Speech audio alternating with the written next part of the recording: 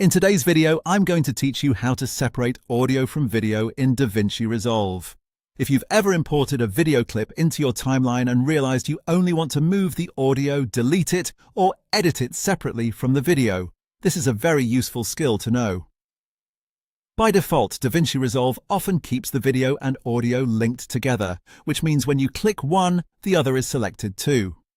The good news is that separating them only takes a moment once you know where to look. Start by going to the video clip that contains the audio you want to separate.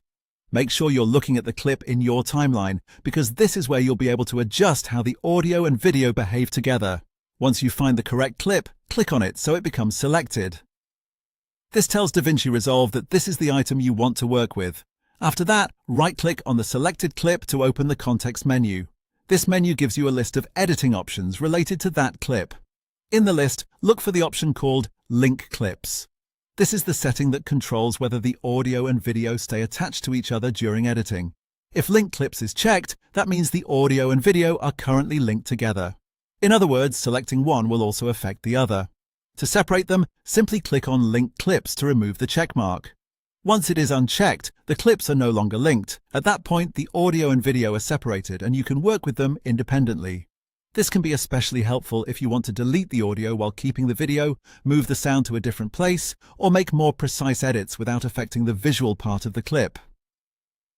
A helpful tip here is to double-check that the option is actually unchecked before continuing.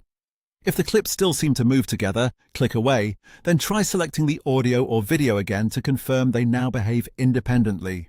That small checkmark is the key detail in this process, and that's all there is to it.